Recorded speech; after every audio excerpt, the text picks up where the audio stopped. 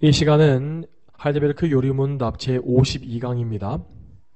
오늘은 이 요리문답의 제120문부터 111문을 살펴보면서 주기도문의 서론에 대한 하나님의 말씀을 선포하겠습니다. 지난주에 우리는 구원받은 성도가 감사를 표현하는 두 가지 방법이 있다고 말씀을 드렸습니다.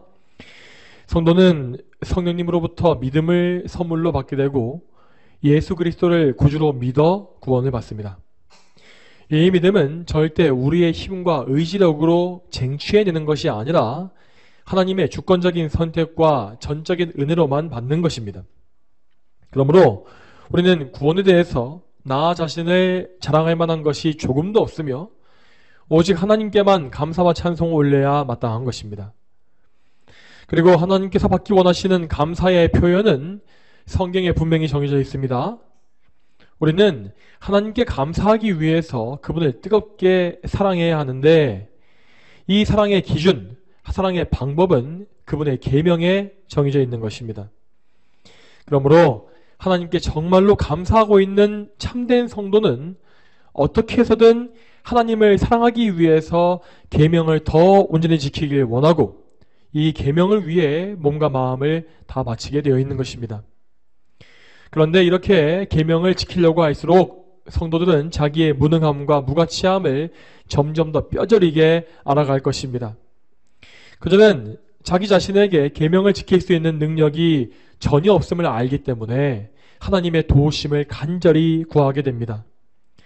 즉 따라서 성도들은 이러한 가운데 하나님께 감사하기 위해서 더 큰 감사와 사랑을 바치게 해달라고 저를 도와주시기를 기도하게 되어 있다는 것이죠. 이러한 의미에서 기도라고 하는 것은 우리 감사의 표현이라고 불리는 것입니다. 자, 그리고 이러한 흐름을 따라가게 된다면 성도들은 자연스럽게 기도에 대해서 관심을 더 깊이 가질 것입니다. 그렇다면 우리는 기도를 어떻게 해야 하는가? 하나님은 과연 어떤 기도를 기뻐하시겠는가? 이러한 질문을 반드시 하게 되어 있다는 것입니다. 정말 감사하게도 하나님은 무지한 우리를 위해서 기도의 가장 좋은 모범을 성경에 기록해 주셨습니다. 그것이 바로 산상수훈의 말씀에 포함된 주기도문입니다. 여러분, 우리는 정말로 하나님께 감사해야 합니다.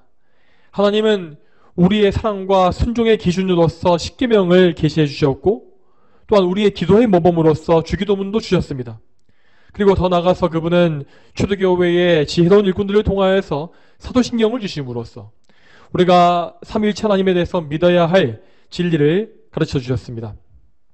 그러므로 우리는 평생의 사도신경과 십계명과 주기도문을 신앙의 3대 보물로 알고 꾸준히 연구하며 나 자신에게 적용해야 합니다.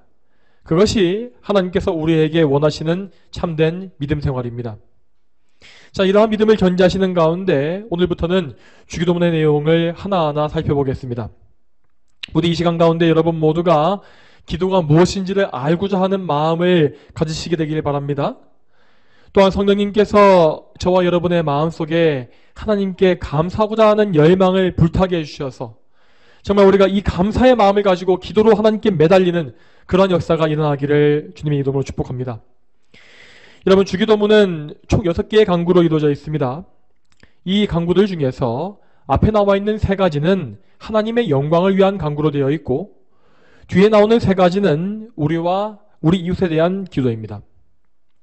이처럼 예수님은 하늘과 땅에 대한 모든 기도를 가르치심으로써 우리가 항상 균형 잡혀 있는 기도를 올릴 수 있도록 모범을 제시하신 것입니다.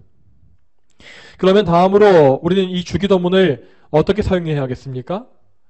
우선 먼저 우리는 주기도문을 직접 그대로 낭독하면서 기도할 수가 있습니다.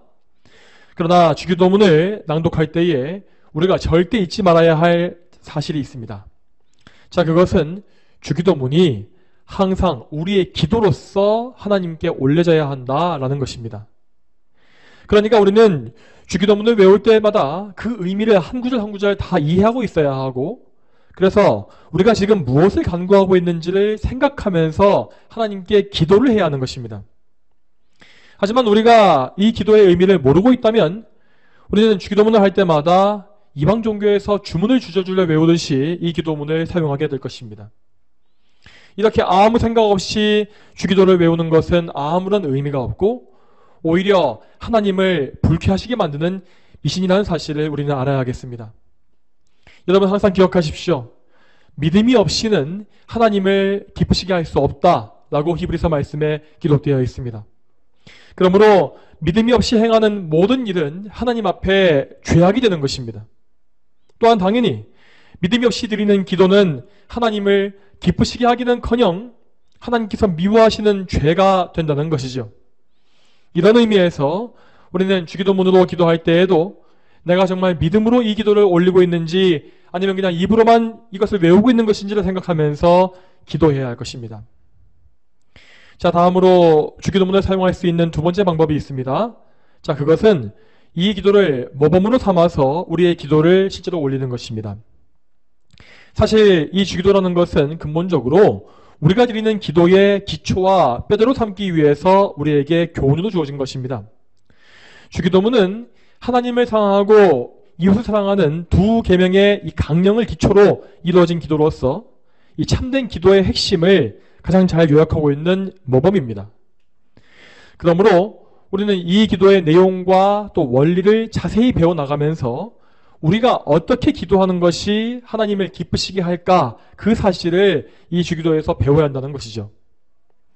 자, 이렇게 우리는 하나님의 말씀을 통하여 우리 기도의 원리를 배우고 그 기초를 말씀에 굳게 세워야 합니다. 그러나 만일 우리가 단지 이 바른 교리, 우리의 지식만 가지고 기도하려고 한다면 그 역시 올바른 기도는 될 수 없습니다. 앞에서 말씀드린 바와 같이 우리의 기도에는 반드시 참된 믿음이 있어야 합니다. 자, 그러므로 만일 우리의 기도가 정말 정교한 교리를 담고 있고 아름다운 미사역으로 가득하다 할지라도 정작 그 기도 안에 우리의 믿음이 없다면 우리의 기도는 하나님 앞에 죽은 것으로 여겨질 것입니다. 자, 그러면 우리는 과연 어떠한 믿음을 가지고 하나님께 기도해야 하겠습니까? 이 믿음이 무엇인지를 알기 위해서 우리는 주기도의 첫 번째 말씀, 이 부름에 주목해야 합니다. 우리는 주기도의 처음에서 무엇이라고 고백을 합니까? 우리는 이 기도의 처음 시작에서 하나님의 이름을 부르고 있습니다. 하늘에 계신 우리 아버지여 라는 이 한 문장이 바로 우리 기도의 첫 시작입니다. 여러분, 이 짧은 말씀에는 우리의 기도를 들으시는 대상이 정확히 기록되어 있습니다. 우리는 근본적으로 유일하신 하나님 아버지께 기도하고 있는데, 자, 그분은 우리의 하늘 아버지시고 또 하늘에 계신 분이라고 되어 있습니다. 하나님에 대한 이 고백을 통하여서 우리는 우리가 기도할 때에 가져야 할 믿음이 무엇인지를 배울 수가 있다는 것입니다. 그러면 이에 대해서 좀 더 알기 위해서 오늘 요리문답을 같이 읽어보겠습니다. 먼저 120문을 묻고 답합니다. 120문 제가 먼저 질문하겠습니다. 그리스도께서는 왜 하나님을 우리 아버지라 부르라고 명하셨습니까? 그리스도는 기도의 첫머리에서부터 우리 마음에 하나님께 대하여 어린아이와 같은 공경심과 신뢰를 불러일으키기를 원하셨는데 이것이 우리 기도의 기초입니다. 하나님께서는 그리스도로 말미암아 우리 아버지가 되셨으며 우리가 믿음으로 구하는 것에 대해서는 우리 부모가 땅의 좋은 것들을 거절하지 않는 것보다 훨씬 더 거절하지 않으실 것입니다. 아멘. 자, 우리가 알고 있는 이 한글 주기도문은 하늘에 계신이 먼저 나오고 그 다음에 우리 아버지가 나와 있습니다. 그렇지만 주기도의 헬라어 원어를 보게 되면 이와 반대로 우리 아버지를 먼저 고백을 하고 그 다음에 하늘에 계신 분이라는 고백이 나와 있습니다.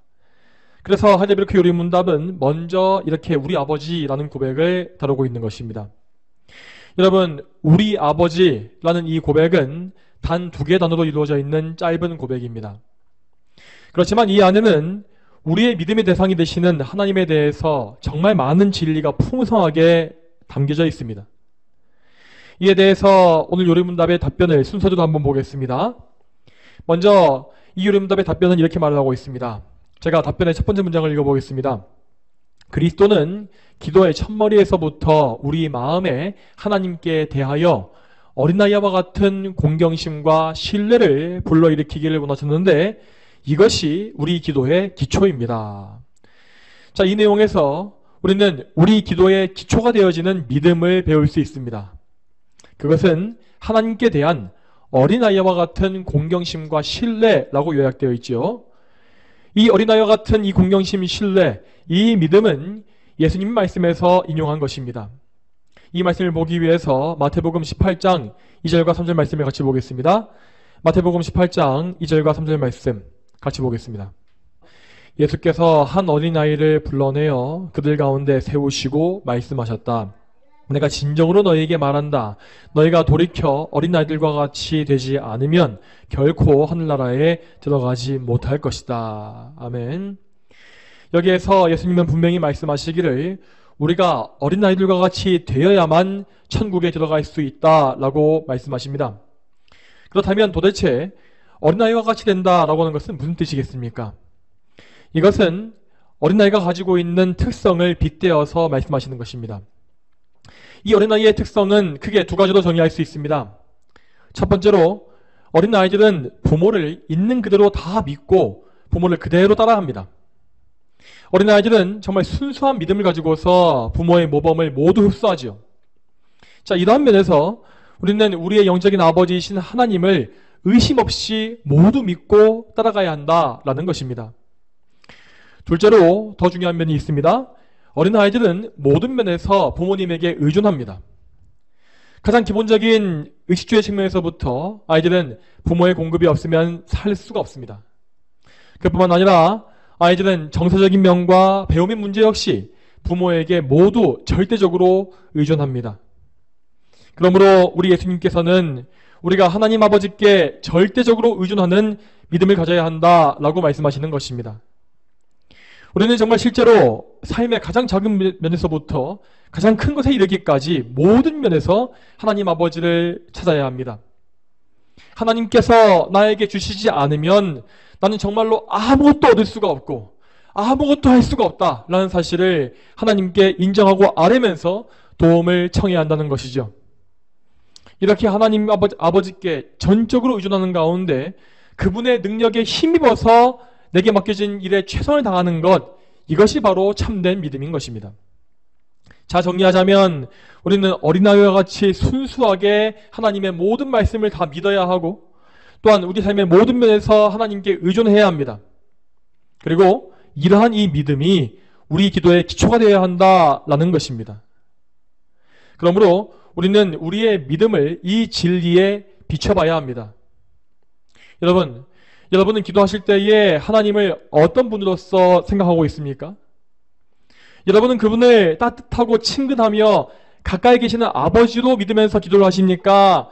아니면 그분께 거리감을 두면서 그분을 두려운 신으로 생각하고 있습니까? 만일 여러분의 믿음이 후자에 속한다면은 여러분은 기도에 필요한 믿음의 기초를 다시 닦아야 할 것입니다. 자, 그러면 여러분, 이 기초를 닦기 위해서 한 가지 질문하겠습니다. 우리는 그러면 무슨 근거로 하나님을 아버지로 믿을 수 있겠습니까? 여러분, 우리가 하나님을 정말 아버지로 믿기 위해서는 우리에게는 그 믿음을 지탱해 줄 수 있는 확실한 근거가 있어야 합니다. 만일 우리가 아무런 근거가 없이 그냥 아무 근거 없이 하나님을 우리 아버지라고 우긴다면 그것은 믿음이 아니라 망상이 되는 것입니다. 그러므로 우리는 하나님께서 우리의 아버지가 되실 수 있는, 되어주시는 그 근거를 확실히 알아야 합니다. 자, 이에 대해서 오늘 요리문답은 이렇게 말하고 있습니다. 120문 답변의 네 번째 줄을 제가 읽어보겠습니다. 네 번째 줄을 제가 읽어보겠습니다. 하나님께서는 그리스도로 말미암아 우리 아버지가 되셨으며 하였습니다. 여기에서 우리는 하나님이 우리 아버지가 되주시는 근거가 예수 그리스도께 있다는 사실을 알 수 있습니다. 모든 죄인은 원래 죄로 말미암아 하나님 아버지와 원수가 되었기 때문에 그분을 아버지로 부르고 모신다라고 하는 것은 상상도 할 수 없는 일이었습니다. 그러나 하나님께서는 당신의 유일한 아들을 우리의 구원자로 보내주셔서 그 독생자를 통해서 우리를 당신의 자녀들로 삼아주셨다는 것입니다. 그렇다면 하나님의 독생자 예수님은 어떻게 우리를 하나님의 자녀로 만들어주셨겠습니까? 자, 여기에서 하나님의 자녀가 된다라고 하는 이 말은 하나님께 받아들여진다라는 말과도 유사합니다. 하나님께 받아들여지기 위해서 죄인에게는 반드시 두 가지의 조건이 필요합니다. 먼저 죄인은 반드시 그의 모든 죄를 용서받아서 무죄한 상태가 되어야 합니다. 그리고 더 나아가서 그는 무죄할 뿐만 아니라 하나님의 뜻에 완전히 순종함으로써 의로운 상태가 되어야 하는 것입니다. 그러나 죄인들은 영적으로 완전히 죽어서 무능하기 때문에 이 죄사함과 의 둘 중에 아무것도 이뤄낼 수가 없지요. 그러므로 구원자이신 예수님께서는 죄인들을 대신하여 이 두 가지의 필요한 조건을 모두 이루어내신 것입니다. 먼저 예수님은 십자가에서 죽으심으로 우리의 죄를 사하셨습니다. 하나님께서는 우리의 모든 죄를 예수님께 넘겨 씌우셨고, 예수님은 그 우리의 죄에 대해서 내려져야 하는 모든 형벌과 심판을 대신 당하신 것입니다. 죄의 삭은 사망이기 때문에 예수님은 참으로 우리의 사망을 담당하셨습니다. 그래서 그분은 우리의 죄를 속죄하기 위한 피를 흘리셔야 했고, 또한 우리의 생명을 대속하시기 위해서 당신의 생명을 내어주신 것입니다. 이렇게 예수님께서 우리를 위해 피 흘려 죽으셨기 때문에 우리는 이제 완전한 죄 용서를 얻게 되었습니다. 그렇지만 우리가 하나님께 나아가기 위해서는 또 다른 조건이 반드시 필요하다고 했습니다. 그것은 곧 하나님께서 인정하시는 완전한 의입니다. 여러분, 오늘날 교회 안에 많은 사람들은 우리의 구원을 생각하면 자꾸만 죄사함만을 강조하는 경향이 있습니다. 자, 그런데 이렇게 죄를 사함받는 것만 가지고는 절대로 하나님 앞에 나갈 수 없습니다. 여러분 잘 아시기 바랍니다. 죄를 모두 용서받아서 무죄해진 상태는 마치 더러운 옷을 벗겨놓고 온몸을 깨끗이 씻겨놓은 것과 같습니다. 자, 정말 이제 그는 깨끗해지긴 했지만 새로운 옷을 입은 것이 아니라 알몸으로 서 있는 것이죠. 그러면 어떻게 우리가 어미하신 하나님 앞에 알몸으로 나가겠습니까? 우리에게는 반드시 왕이신 하나님께 나아갈 수가 있는 예복이 필요합니다. 이 예복이 바로 예수 그리스도의 완전한 의인 것입니다. 여러분, 이 의라는 것은 하나님의 계명에 완벽하게 순종할 때에만 이룰 수 있는 것입니다. 그러나 우리는 아시다시피 완벽한 순종은커녕 단 한 가지의 순종도 이룰 수가 없죠.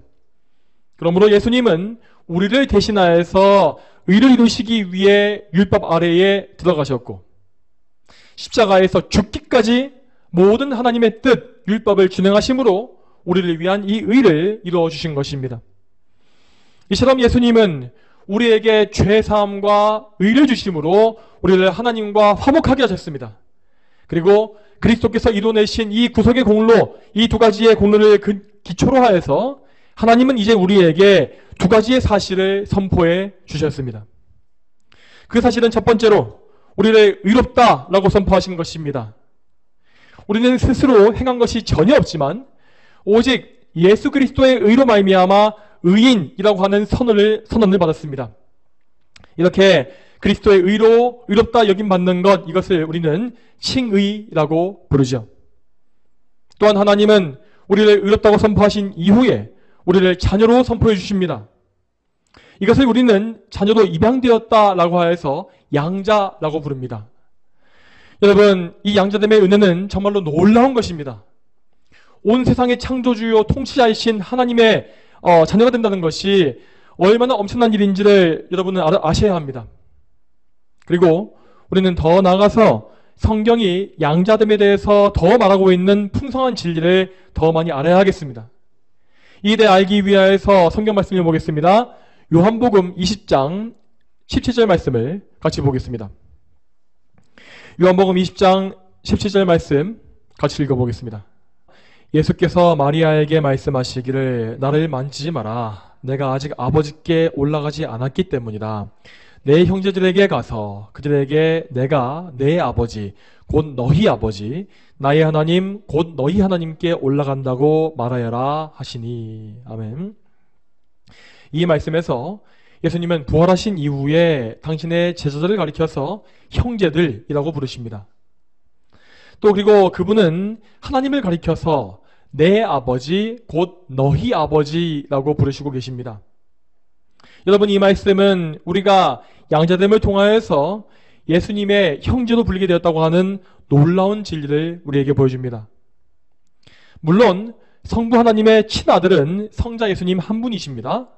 그러나 우리는 양자됨의 은혜를 통하여서 감히 하나님을 아버지라 부르고 예수님을 우리의 큰 형님이라 부를 수 있는 놀라운 권세를 얻게 되었다는 것입니다. 양자됨을 통해서 우리가 얻은 은혜는 이뿐만이 아닙니다. 하나님은 우리를 자녀 삼으시기 위해서 보혜사 성령님을 보내주셨다고 하였습니다. 성령님은 아버지와 아들로부터 나오신 하나님의 영으로서 성도들 안에 항상 거하시는 분이라고 되어 있습니다. 자, 이에 대해서 갈라디아서 4장 6절 말씀을 같이 보겠습니다.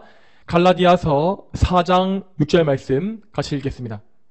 그런데 너희는 아들들이므로 하나님께서 자기 아들의 영을 우리의 마음속에 보내셔서 아바 아버지라 부르게 하셨다. 아멘. 자, 이 말씀에서 알 수 있는 바와 같이 성부께서는 우리를 아들들, 자녀로 삼으셨기 때문에 당신의 아들의 영을 우리 마음속에 보내셨다라고 하십니다. 자, 우리에게 오신 이 성령님은 이 땅에서 예수 그리스도께 임하셨던 그 성령님과 정확히 똑같은 바로 그 성령 하나님이십니다.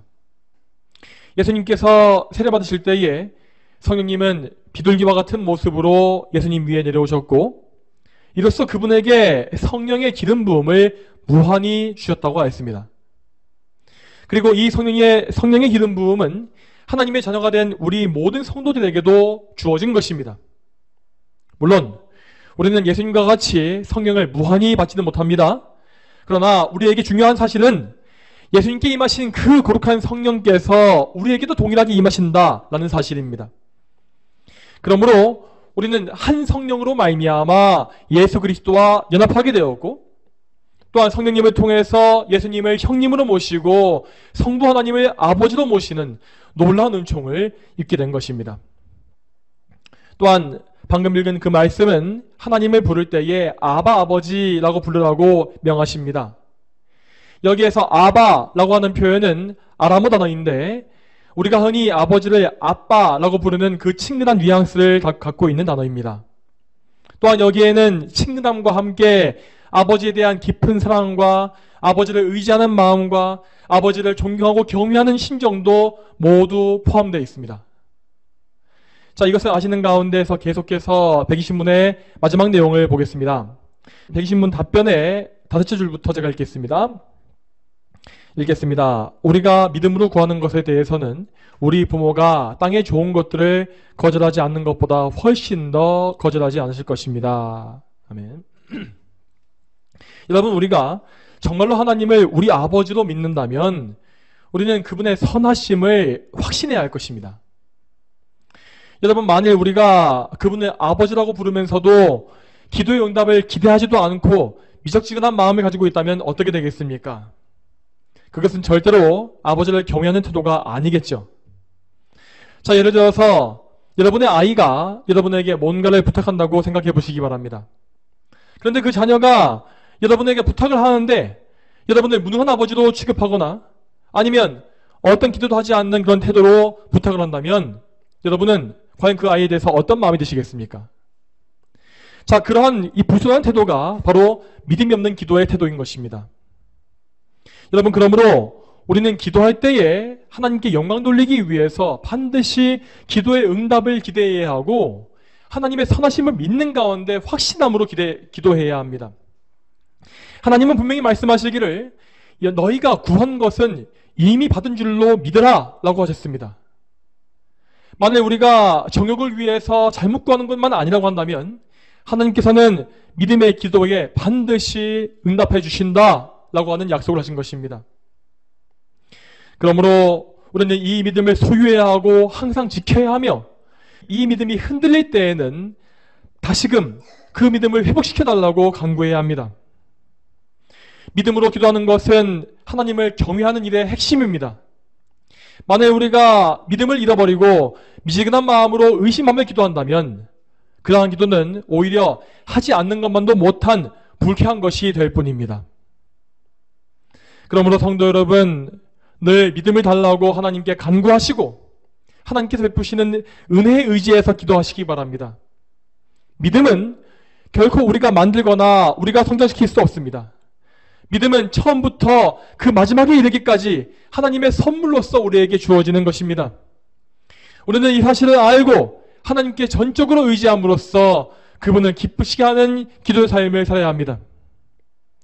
우리가 이렇게 믿음으로 간구할 때에 우리는 삶 속에서 정말로 실제적인 기도의 응답을 계속 받을 수 있을 것이고, 그 가운데 정말 살아있는 신앙생활을 해나갈 수 있을 것입니다.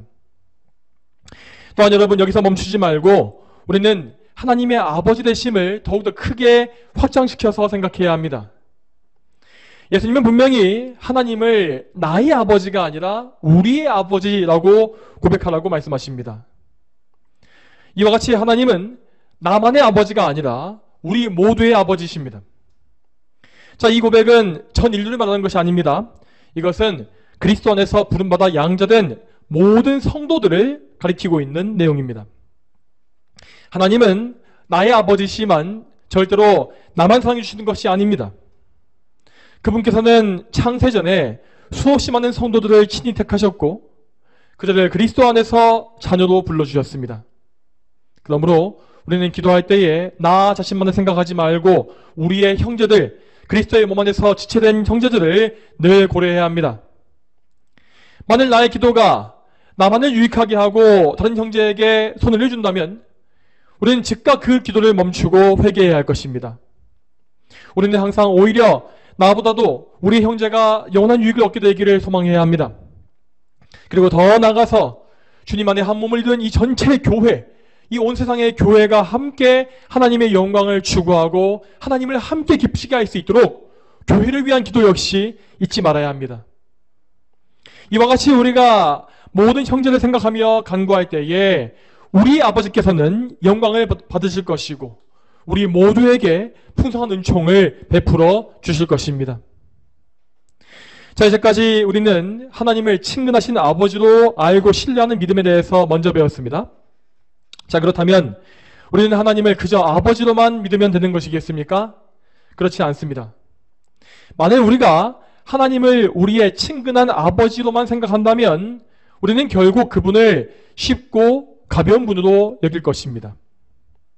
자, 이러한 것은 우리에게 남아있는 옛사람의 본성 때문에 어쩔 수 없이 벌어지는 현상입니다.